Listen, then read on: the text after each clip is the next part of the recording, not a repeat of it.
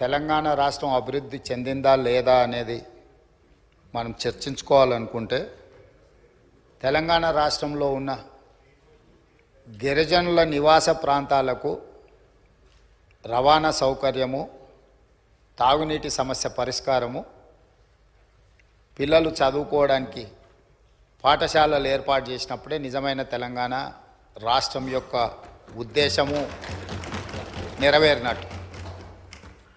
ఈ మధ్యకాలంలో నేను చాలా విషయాలు నా నియోజకవర్గంలో కూడా తమరికి తెలుసు, తమరి పక్కనే ఉంటుంది బొమ్మరాజపేట మండలం. దాదాపుగా 72 తండాలు ఉన్నాయి ఒక మండలంలో. చాలా తండాలకు రవాణా సౌకర్యం లేదు, కానీ అవి గ్రామ పంచాయతీలుగా మారినాయి. ఆ ఊర్లో పాఠశాల లేకపోయినా, ఆ ఊరికి రోడ్డు లేకపోయినా, కొన్ని తండాలలో కరెంటు లేకపోయినా మనం వాటిని గ్రామ పంచాయతీలుగా వాటికి హోదా ఇచ్చినాం.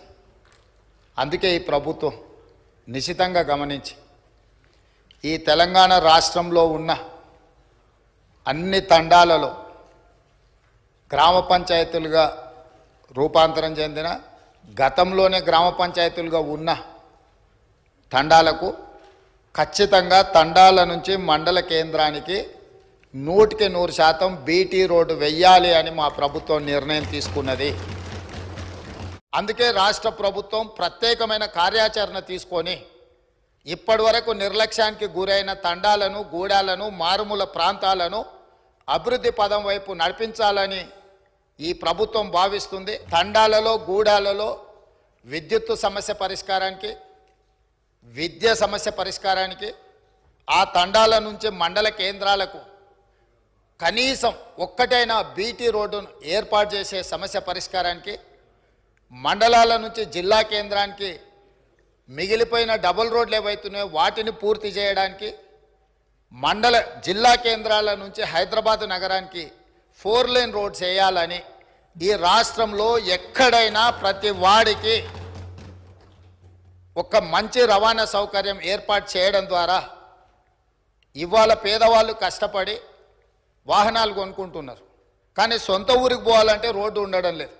సైకిల్ మోటార్ల మీద పోయి గుంతలలో పడి కింద పడి భార్య పిల్లలతో పోతూ ప్రమాదానికి లోనై చనిపోతున్నారు. దీనికి కారణం మనం సరైన మౌలిక వసతులు ఏర్పాటు చేయకపోవడం. అందుకే రాష్ట్ర ప్రభుత్వం ప్రత్యేకమైన కార్యాచరణ తీసుకొని ఇప్పటి వరకు నిర్లక్ష్యానికి గురైన తండాలను, గూడాలను, మారుమూల ప్రాంతాలను అభివృద్ధి పదం వైపు నడిపించాలని ఈ ప్రభుత్వం భావిస్తుంది. తెలంగాణ అభివృద్ధి అంటే తండాలలో, గూడాలలో కనీస సౌకర్యాలను ఏర్పాటు చేసినప్పుడే తెలంగాణ రాష్ట్ర అభివృద్ధి జరిగినట్టు అని బలంగా మా ప్రభుత్వం భావిస్తుంది.